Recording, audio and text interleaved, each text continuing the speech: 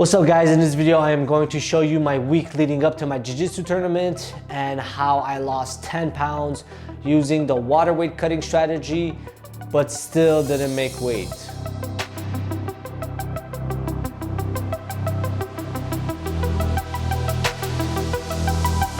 Alright guys, so for this competition I had to weigh in at 155 pounds.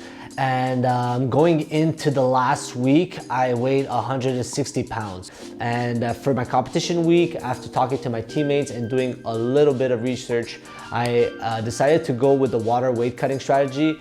It seemed to be the most effective in order to lose 5 pounds in a span of a couple of days. So the weeks leading up to my competition, I was actually being very careful with my diet. I was avoiding carbs as much as I could and made a few sacrifices. Alright, we're on our way back and the boys stopped for some Wendy's. Typical. As you guys can see. Typical. I'm gonna discipline myself to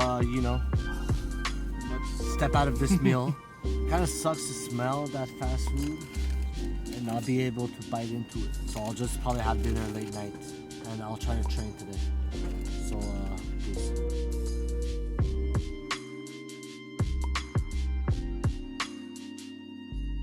My daily routine revolves around doing freelancing work for my clients and also going to jiu-jitsu 5 times a week.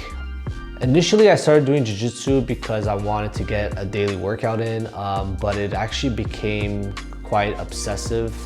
When you start out, obviously everybody strangles you and it bothered me, so I wanted to get better at it. I've actually never been so focused on myself.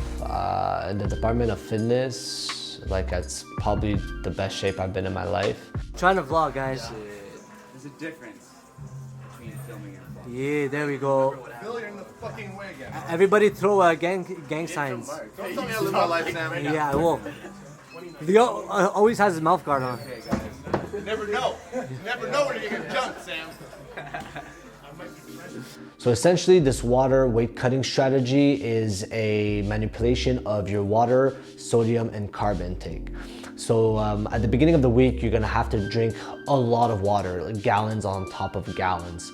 And you have to not put any salt in your food because apparently sodium holds water in your body and carbs do the same thing. So apparently one carbohydrate holds 2.7 grams of water in your body. So you're gonna want to try to reduce your carb intake to a minimum of 50 grams per day and also not put any salts in your food.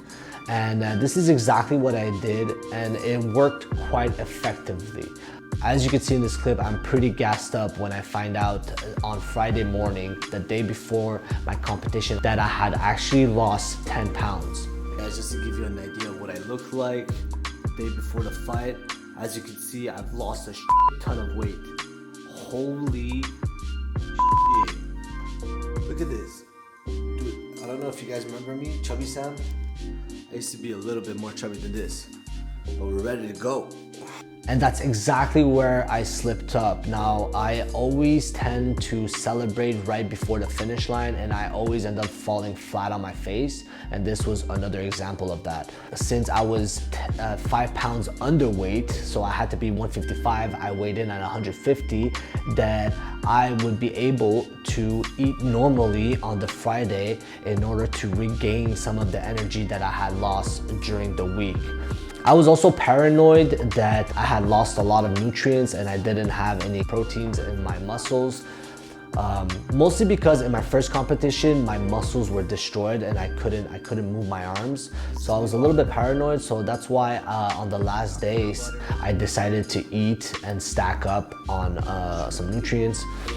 The day of the competition, I went to the gym to pick up some of the guys before we head out to Plattsburgh and I decided to weigh myself. And I was 4 pounds overweight. And this is how it all happens.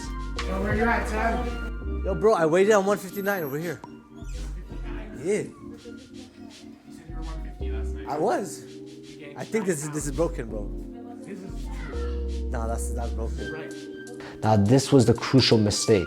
I failed to realize that it was only water weight. All I had to do the last day was to have a salad with a protein and maybe a few sips of water here and there and I would have made weight. I was blaming everything but myself for the extra weight. I was trying to convince myself that the scale was broken, that my clothes and my belt weighed 4 pounds. I was just trying not to freak out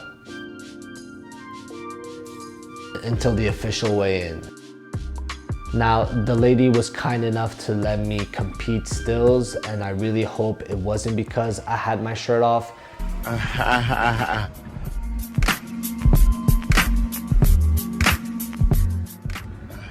Either that or she didn't want this to happen. I do. I do. Let me bang. I do let you bang. Hey. Let me bang again, man. I let you bang. I let you bang. Let you bang. Let you bang. Alright guys, so I didn't make weight. I was 157.4, but the lady was kind enough to let me pass. Usually you get DQ'd, so it is what it is. Okay, we'll catch up with you guys later. Play ball.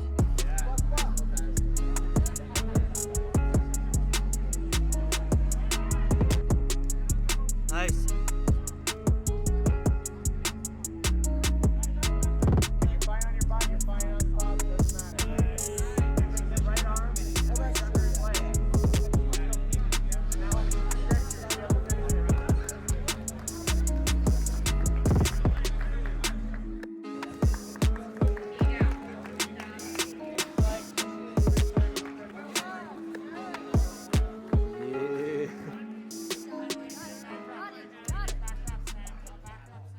So my first match, this guy was pretty tough and he was putting a lot of pressure on me, and by doing so, I ended up on my back.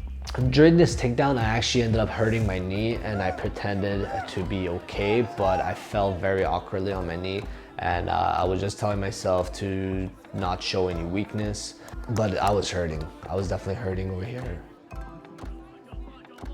And I actually ended up catching him in this triangle that you see right here.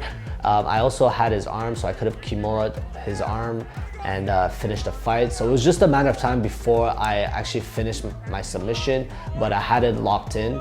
However, it looks to me that he stepped out of bounds on purpose. You guys be the judge of that. I had my submission locked in, and it was a matter of time before I finished. Which I get. If I was in this position, maybe I would have done the same, but it kind of sucks because I really wanted to finish this with a submission. I ended up winning the first match by points, even though I didn't get the submission win that I wanted. On to the second fight. Now, with all due respect, this guy's body language, and I don't know, he just smelled like a wounded gazelle to me. And I really hope he forgives me, but when I smell blood, I smell blood. You know, it's just in my nature.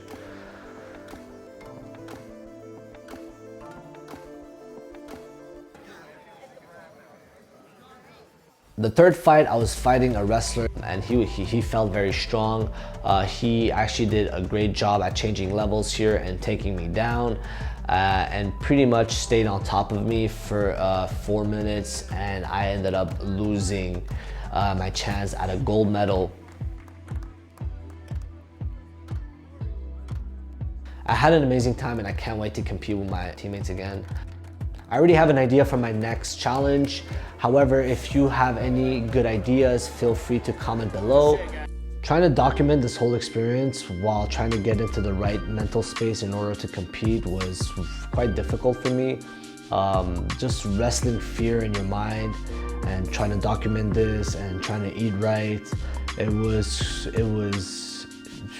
made me realize how tough fighters have it, or anybody that competes in MMA. I like to think that going through this experience helped me build mental toughness, and that hopefully some of that spills into other parts of my life. Thank you to all the kings and queens listening to this video right now. I appreciate you. If you find this video entertaining or you enjoyed watching it, please hit the subscribe button, and remember to always believe in yourself.